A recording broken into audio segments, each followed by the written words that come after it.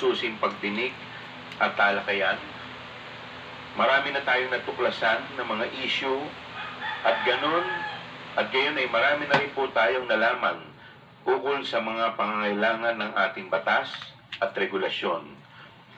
Malayo na ang narating natin, ngunit alam pa rin natin na marami pa tayong kailangang busisiin.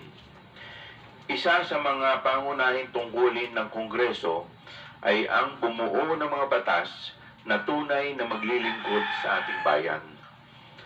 Ang ating layunin ay hindi lamang lumikha ng mga batas, kundi bumuo ng mga batas na tunay na sumasailalim sa pangangailangan at hangarin ng bawat Pilipino. Sa bawat hearing tayo ay naglalakbay sa mga sulok ng ating mga batas, nagiging mata at tenga ng ating mga kababayan.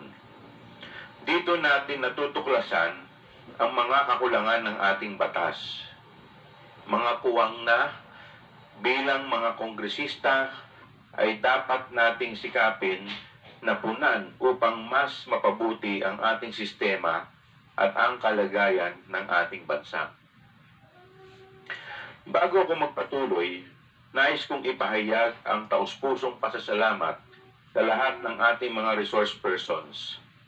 Ang inyong dedikasyon ay nagbibigay liwanag sa madilim na landas ng katiwalian. Alam namin kung gaano kahirap ang inyong pagdalo sa mahabang pagdinig.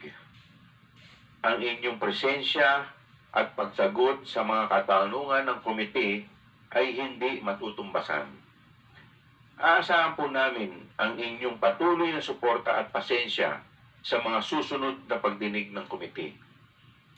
Nagsimula ang lahat na ito sa isang speech at isang request for investigation.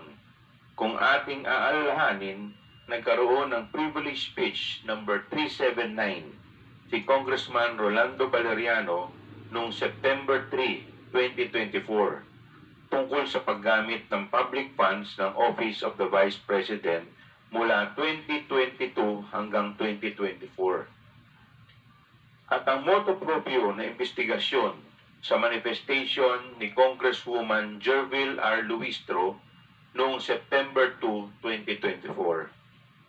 Patungkol sa iba't ibang issue na nakapaligid sa budget ng Department of Education or DepEd. Kasama na rito ang hindi matagumpay na pagpapadala ng mga computer units sa mga teacher, estudyante at mga paaralan. Kaya't unang sinimulan namin ang pagtingin sa regular funds ng pangalawang Pangulo sa parehong OVP at DepEd. Para sa OVP, tinignan natin ang mga maranyang satellite offices.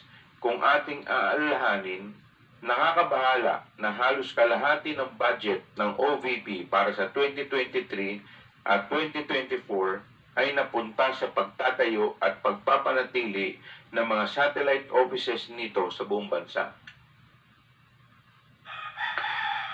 Ang tanggapan ng Vice President Sara Duterte ay mayroon ding napakalaking budget na 2.3 billion noong taong 2023.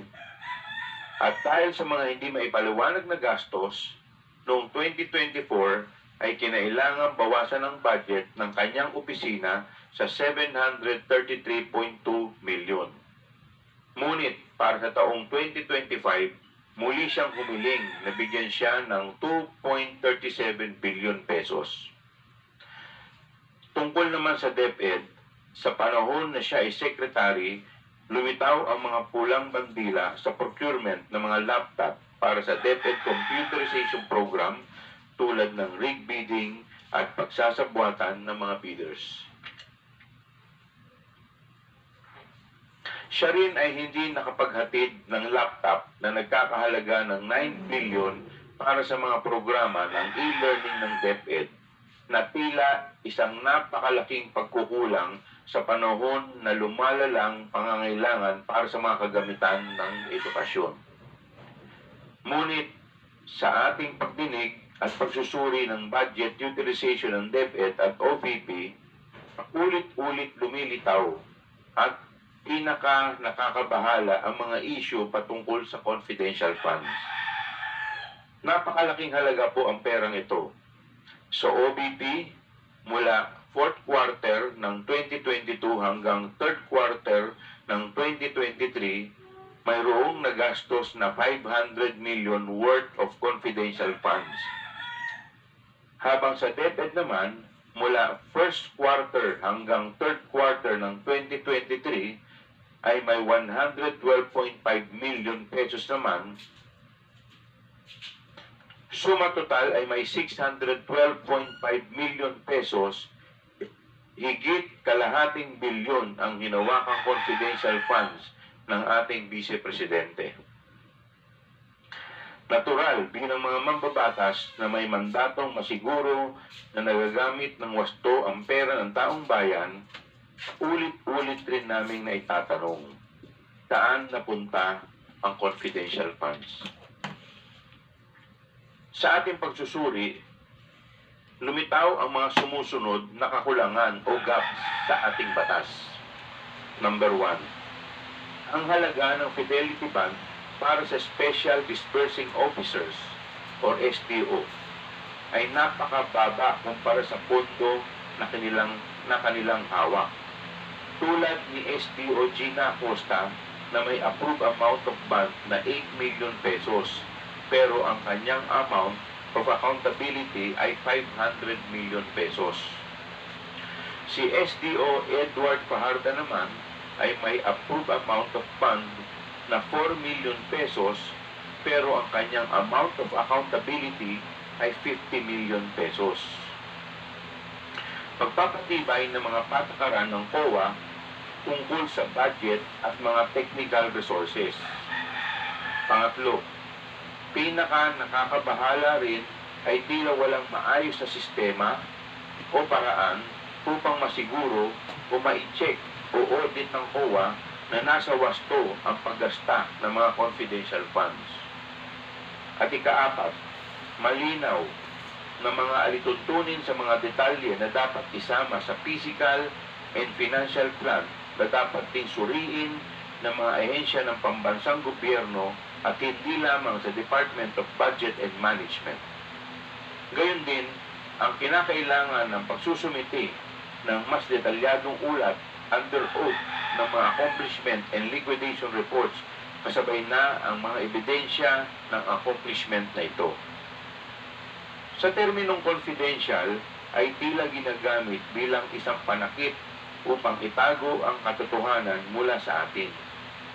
Para sa kaalaman ng lahat, ang confidential funds ay hindi discretionary allowance o funds ng isang ahensya. Hindi siya secret funds. Siguro po, panahon na upang harapin natin ang katotohanan na hindi lahat ng mga nahalal o nalalagay sa posisyon sa gobyerno ay pwedeng basta-bastang pagkatiwalaan. Kailangan pa rin ng safeguards pati sa confidential funds, sapagkat hindi maiiwasan na may mga nagtatakang gamitin ang pagka-confidential nito upang itago ang impormasyon at pag-aabuso sa tiwala ng taong bayan. Ginagamit nila ang salitang confidential upang magbigay sa atin ng peking ilusyon na kahit ito'y lihim, ang mga pondo ay ginastos ng tama. Ngunit bakit kailangan pa itong itago sa mga taong tunay na nagpondo nito? Ang mamamayang Pilipino ay may karapatan malaman kung saan napunta ang kanilang pinaghirapang pera. Para sa akin, kapag nagamit na ang confidential funds para sa kanilang layunin, wala nang dahilan upang hindi maging bukas at maging transparent. Walang mawawala kung sila'y mag-uulat kung paano ginastos ang mga pondo dahil tapos na rin naman na yung confidential operations kung saan ito pinaggamitan. Sa ngayon, naghahanda na po kami ng 2 batas upang masolusyonan ang ilan sa mga pagkukulang na natuklasan natin. Una, an act regulating the allocation and utilization of confidential and intelligence funds imposing penalties for misuse and misappropriation o ang Confidential Intelligence Funds Act. Pangalawa, an act regulating special disbursing officers and imposing penalties for misappropriation o ang Act Regulating SDOs. Sa Confidential and Intelligence Funds Act, layunin naming tugunan ang tila maluwag na alituntunin batay sa Joint Circular No. 2015-01. Sa mga hearing, nakita natin na pinapayagan ang mga resibo na may pirma lamang, hindi mabasa ang sulat kamay mula sa mga hindi nakikilalang tao bilang patunay ng liquidation. Panahon na upang mapatupad ng mas mahigpit na mga alituntunin sa paggamit ng mga confidential fund para sa mga confidential na gastos. Bagamat mahalaga ang mga confidential funds sa pambansang seguridad, dapat itong balansehin sa tungkulin ng gobyerno na protektahan ang paggamit ng pampublikong pondo at ipatupad ang kinakailangang pagbabago sa batas, kaya taimtim namin hinihiling ang pag-aproba ng panukalang batas na ito.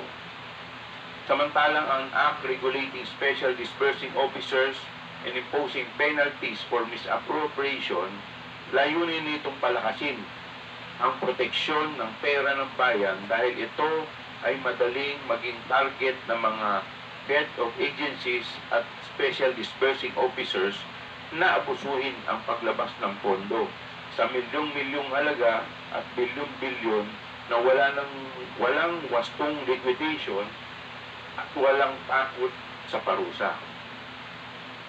Muli rin namin bibisitahin ang mga patakaran ukol sa fidelity bonds at ang inaprubahang halaga ng bond ng mga HOAs at STOs dahil nakita naman natin kung gaano kalaki ang pagkakaiba nito na tila nawawala na ang kabuluhan, ang layunin ng pagpapataw ng bond mula sa simula. Bagamat marami pa rin katanungan tungkol sa confidential funds, sapat na ang ating natuklasan para magampanan ang ating mandato na gumawa ng batas para sa ikabubuti ng ating bansa. Ngunit hindi tayo titigil sa ating pag-iimbestiga sapagkat ang confidential fund ay isang bahagi na lamang ng budget ng OVP at ng DepEd. Marami pa tayong kailangang busisiin at suriin upang matukoy kung ano pang aspeto ng paggamit ng pera ng bayan ang kailangang punan ng batas. At para po sa kaalaman ng lahat, ang ating pong request sa PSA or sa Philippine Statistics Authority ukol sa pangalang Mary Grace Piatos ay ating pong na-receive ang kanilang tugon dito nung dated November 25, 2024, at dito sinasabi nila na base sa kanilang record ay walang ipinanganak na Mary Grace Piatos ang pangalan. Alinsunod dito, tayo po ay sumulat upang isumite ang 677 pang pangalan na nakalagay sa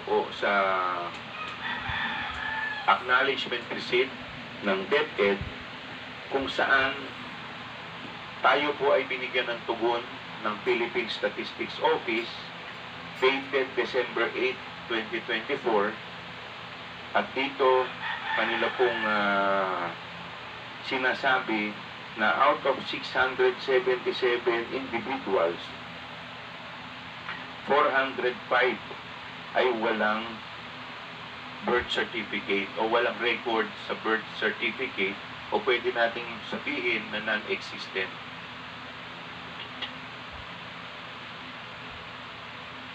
So, nandito po ang record. Muli, maraming salamat sa inyong oras at sama-sama tayong magsikap para sa mas mabubuting batas para sa bayan.